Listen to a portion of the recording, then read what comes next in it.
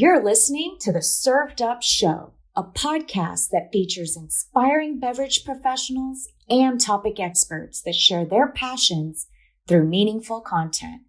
Your hostesses, Bridget Albert, is best known as the Market Fresh Mixologist, an industry mentor with over 25 years of experience. And I'm Julie Milroy, best known for my passion for leading change and helping others grow in their careers. Grab a cocktail and sit back. Let's learn how we can make a positive impact in our industry.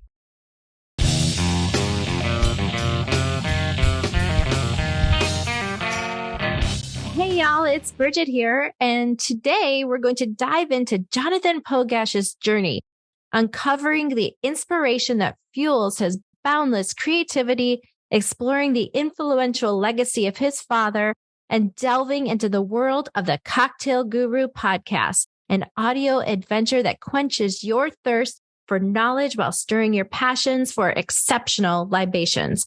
Whether you're an aspiring mixologist, a seasoned bartender, or someone simply who enjoys a good cocktail and the stories they tell, this episode promises to serve up a delightful blend of insights, anecdotes, and perhaps even a few shaken secrets.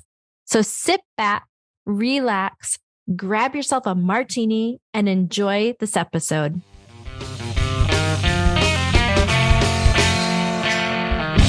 Jonathan, welcome to Served Up. I'm so excited to have you on the show. Bridget, oh my gosh, you're such a great friend. Oh my goodness. Well, we're going to have some fun. Could you share with us your journey into the world of hospitality and mixology and what drew you to this field and how did you start your career? Oh my goodness. How long do we have? No, really. Okay. So, I grew up in the hospitality industry because my father, Jeff, who also works with me at the Cocktail Guru, has always worked in the wine business and then eventually moved on to the spirits industry.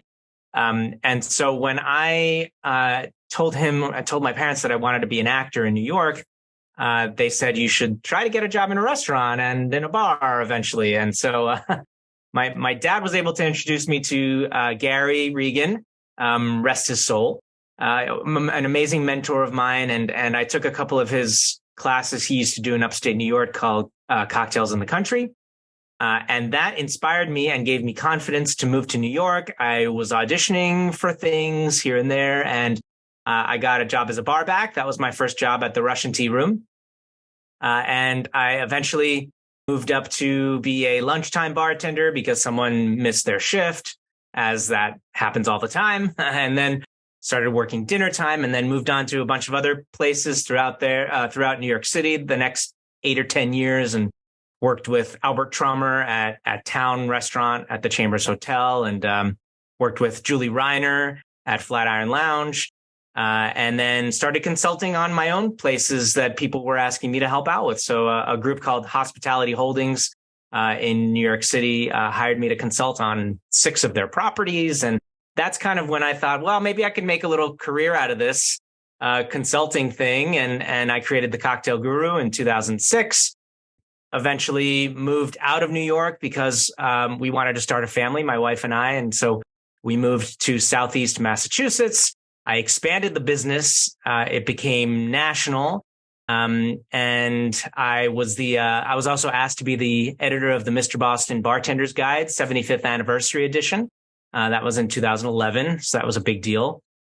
It kind of blew up. I've got amazing cocktail gurus across the country that do various consulting and events for me. And I started a podcast as well with my dad 2 years ago during the pandemic. And I also helped start the New York chapter of the U.S. Bartenders Guild. Can't forget that. That was, 2006, 2007. I was the first president. And so I've been involved in that ever since as well. You've had quite a career. Let's dive right in. Your podcast, The Cocktail Guru, has gained quite a following.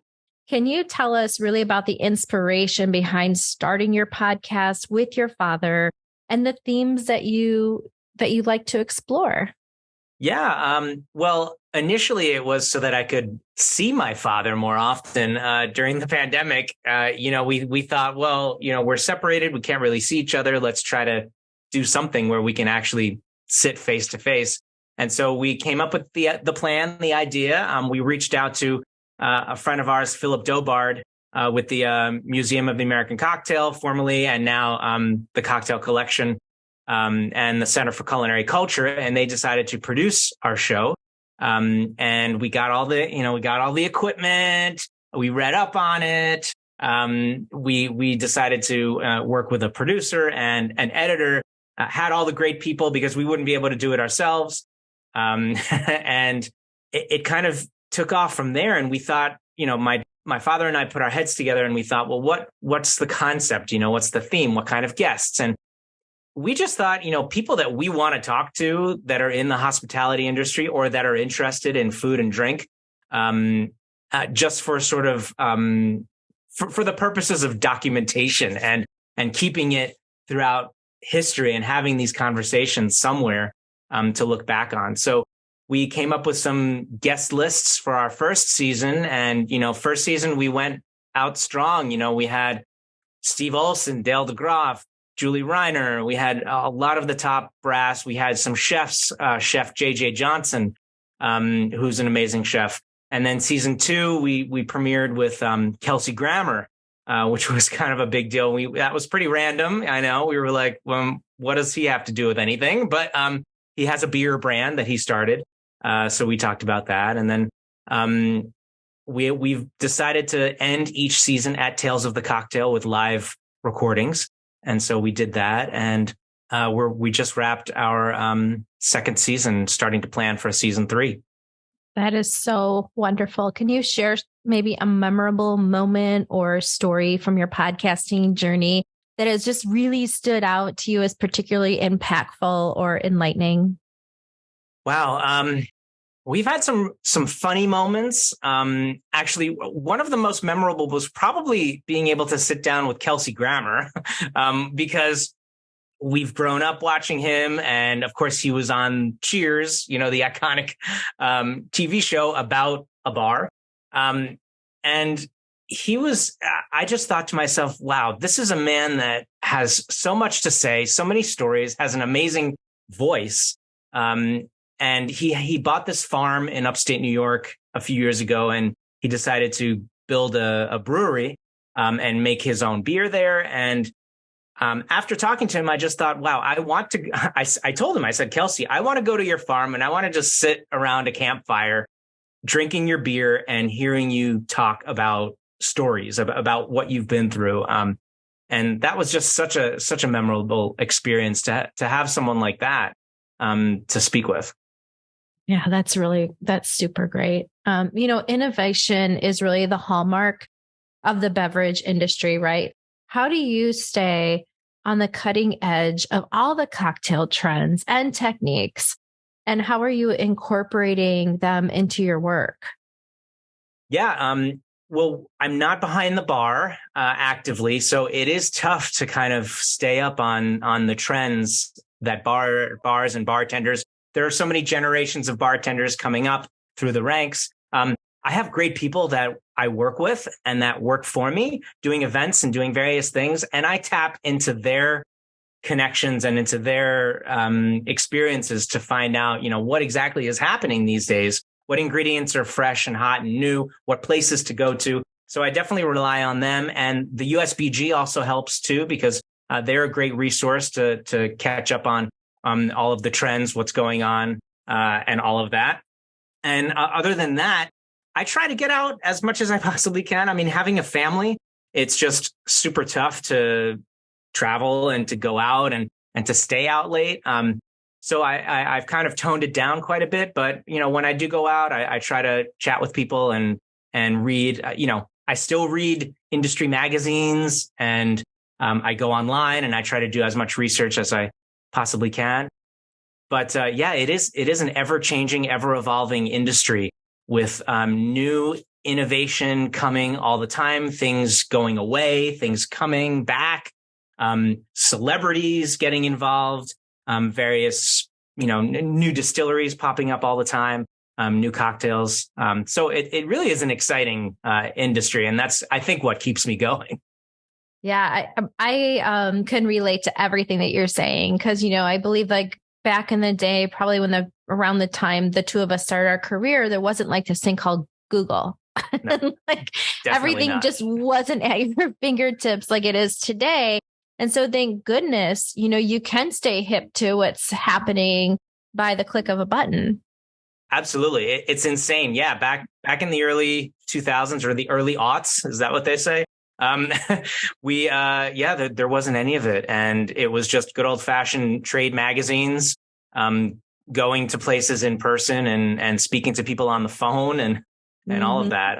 It's evolved quite a bit. Yeah, it really has. Now, just because you mentioned it just a minute ago, being a father, a husband, you have a successful career, you're a podcaster, and personal life can be like super demanding, right? I understand. I am also a wife and a mother.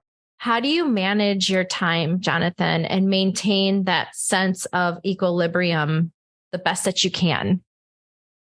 I'm constantly trying to find that balance, even now. There are times. I mean, it goes in waves, and there are times when things are way more balanced than other moments. With our industry, it's hard to figure out what the season is. I mean, there are ebbs and flows with various times of the year.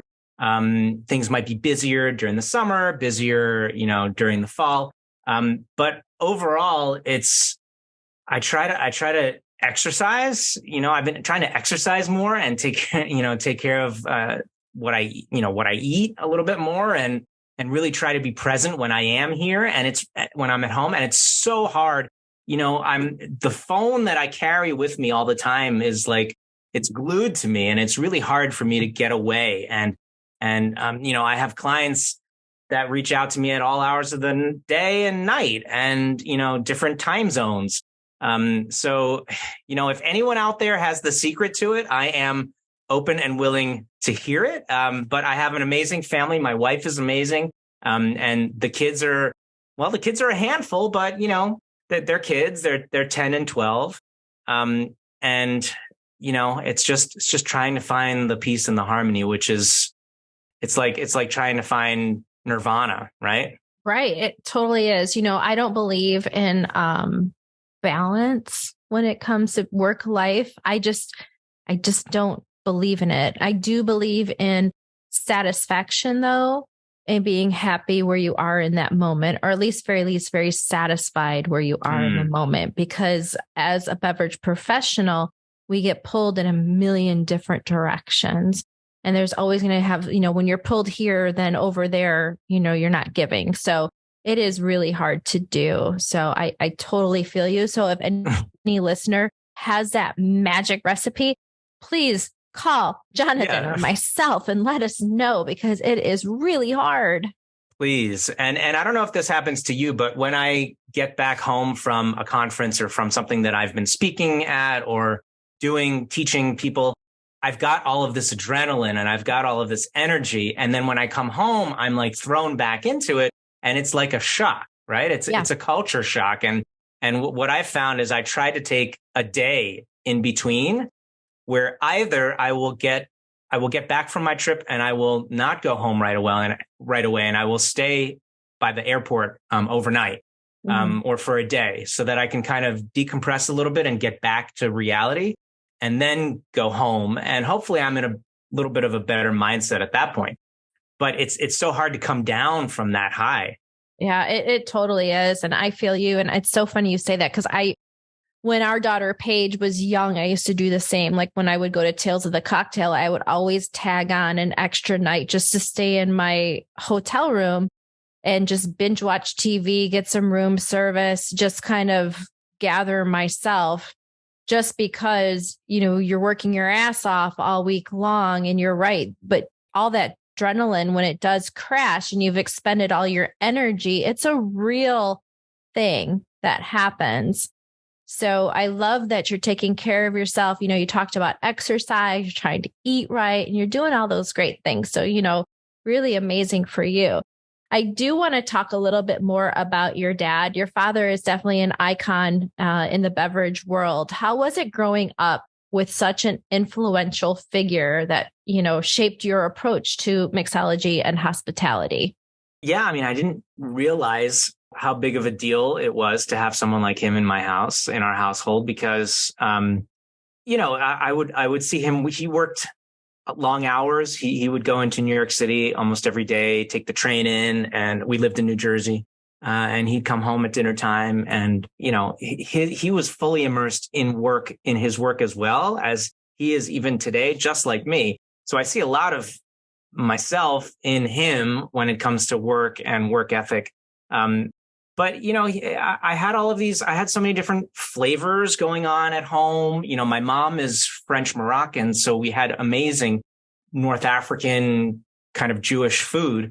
And so I had all these great flavors, and then my dad would definitely give me things to smell and to taste every once in a while. So I feel like he helped evolve my palate. Maturate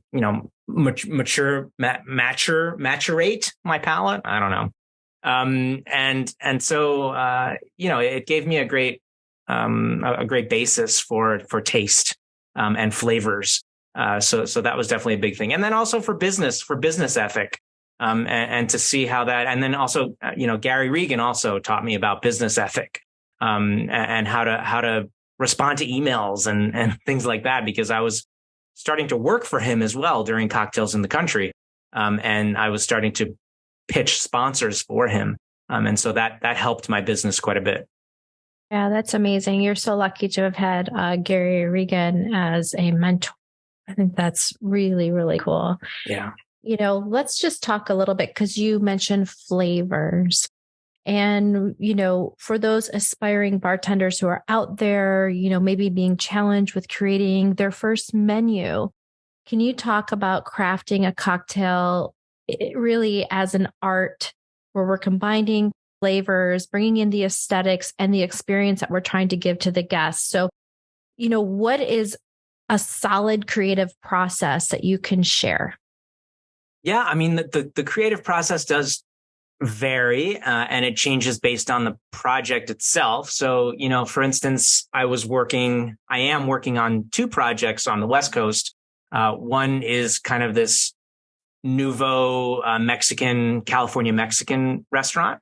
And then the other is an Italian restaurant, kind of an upscale Italian restaurant. So, immediately that helps me to figure out, what style of drink, what style of flavor I'm going to go for. So the number one step is to figure out, well, what is the concept? What is the theme? What are you trying to get at? Are you serving food? So I always try to figure out, what is the chef bringing in? What ingredients? Can I take a look at the menu? Can I try to figure out, will these liquid flavors pair well with these food flavors? And try to kind of cross those flavors together. And then it's about the clientele.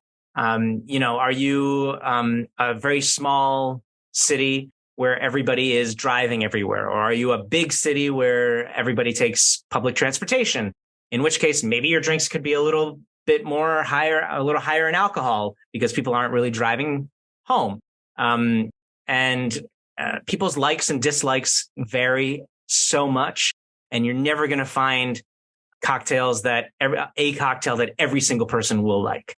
So you really have to figure out, okay, I need a menu that is varied, that has several different types of flavors going on, different types of spirits.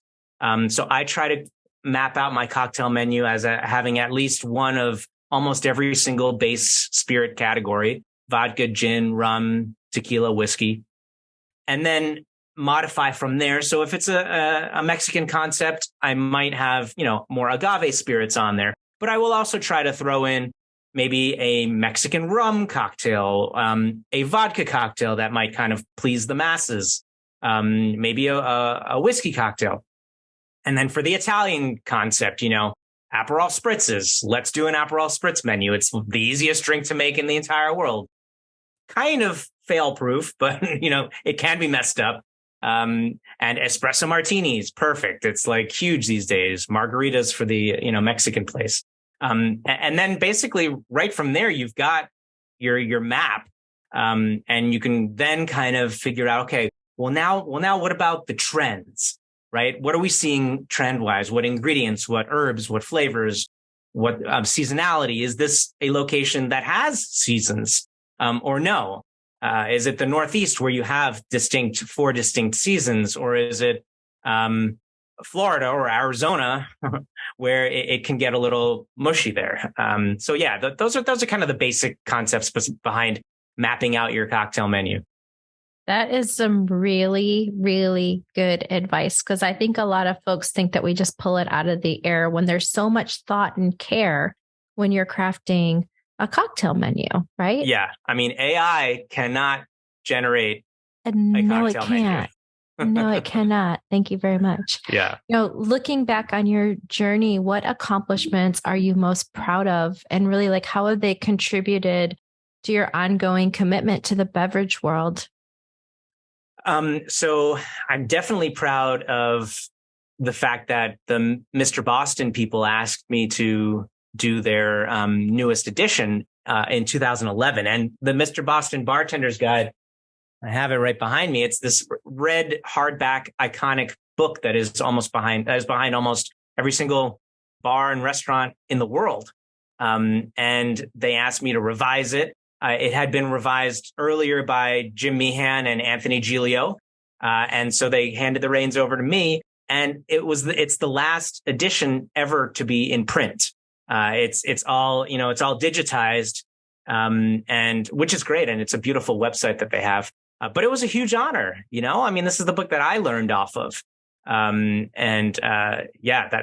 was a great accomplishment. And then also getting the New York chapter of the USBG off the ground, felt, really, really good, and Bridget, you were an amazing inspiration throughout all of that, because, the Chicago chapter that you started was the impetus and the blueprint for New York and many other chapters across the country. So that was huge.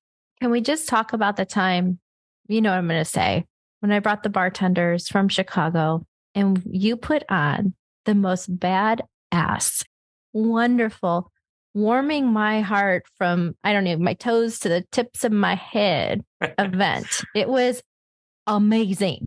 Can we talk about that and what you pulled off? Because I remember walking in when you said, we're going to throw a prom, an 80s style prom. I'm like, okay, cool. Dude, it was an 80s style prom. Can you tell everyone what we did back in the day? Because it was amazing. Oh my gosh, what a memorable night.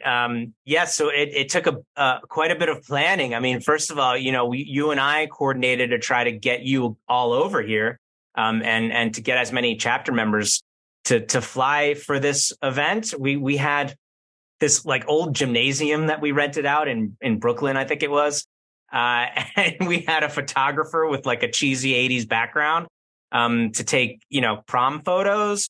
Every single attendee dressed in their like best 80s gear. Nobody half-assed it. Everyone was like in it to win it. It was like amazing. We had a band. We had a karaoke band, I think it was. It was live karaoke. You're right. That's what it was, live karaoke. We had liquor brands, beverage brands, with different stations across the room, and that allowed us to fund the event and make it free for everybody who attended, and to have good food. I think we had food. We had we had Criff dogs, I think. You did. Oh my gosh, how did we get Criff dogs? Man, oh man. That's what I'm saying. It was amazing.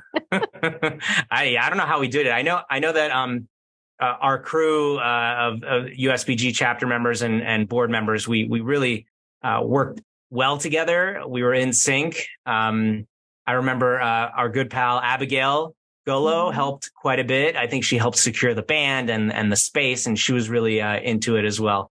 And it was what a time. It was just a delight. It was just amazing. And then the next day we all volunteered together at God's Love We Deliver, which was a beautiful thing to all come together and do something wonderful for the New York community. That's right. Yeah, that was a great time. Preparing food boxes to deliver out to homeless people. So yeah, it was really great. What do you envision the future for the Cocktail Guru, Jonathan?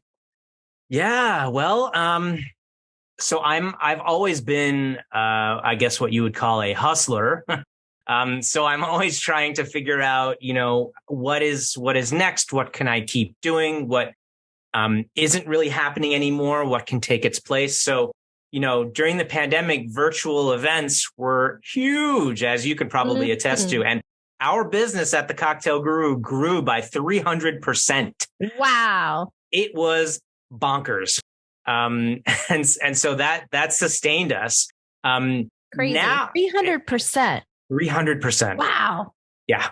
I had a dozen or so bartenders that I kept working during the pandemic very consistently doing these virtual events for me. And we started partnering with companies that could send out box kits. And so it was a wonderful time, for that, for that aspect of my life. And now everything has kind of gone back for the most part to how it was before. Are there virtual events still happening? Yes. Yes. Every once in a while, there's something that comes up, but it's definitely not like it was in, let's say, December 2021 and December 2020, where we were doing 12 virtual events a day, 12 virtual mixology classes every day. Insane. Wow. That is so crazy. Are you up for a lightning round? Okay. Yes, sure. Why not? All right, let's do it. Okay. I'm just going to ask you about 10 questions. Nothing is tricky here. I promise. Okay. Early bird or night owl? Early bird. Awesome. Favorite cocktail ingredient that you can't live without? Mezcal.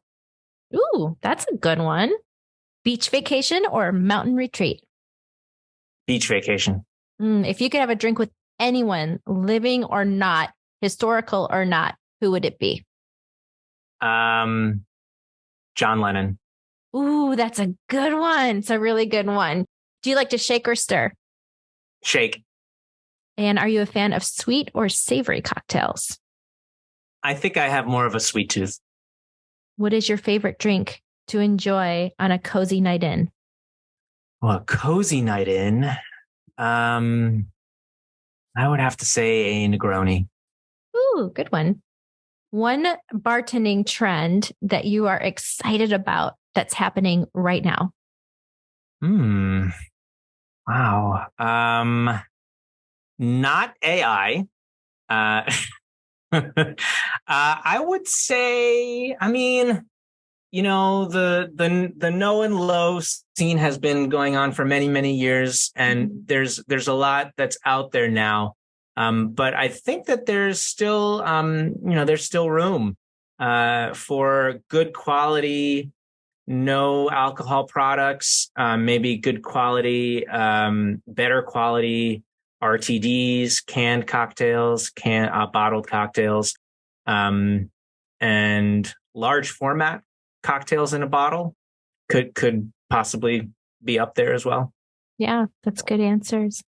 What is the most annoying bartending trend happening right now? Oh, God. It's been happening for a while and I cannot believe it's still happening, but activated charcoal. I know. What is up with that, man? I just saw something on it, like another one. And it ended for a little while and I was like, great, good, it's done. But now someone else did something and I'm like, no, thanks. No. That's a hard pass for me too. What is your favorite guilty pleasure drink? Mine's a mudslide. Yeah. Oh, that's a good one. I would have to say a pina colada with a rum float. Woo, that's a good one. And finally, your go-to karaoke song. Oh man. I guess it would be Journey. Don't Stop Believing. Oh, that is a really good one. Yeah. Well, Jonathan, I just want to thank you so much for being on Served Up today. I know you're such a busy guy and for sharing your story with our listeners. And I want to just wish you some great health and a lot of peace, brother. Oh, thank you. You too, Bridget. Thanks for listening. Served Up is brought to you by Southern Glazers Wine and Spirits. Produced by Zunu.online. Music by We Killed the Lion can be found on Spotify. Make sure to subscribe to be notified of future Served Up episodes. Cheers!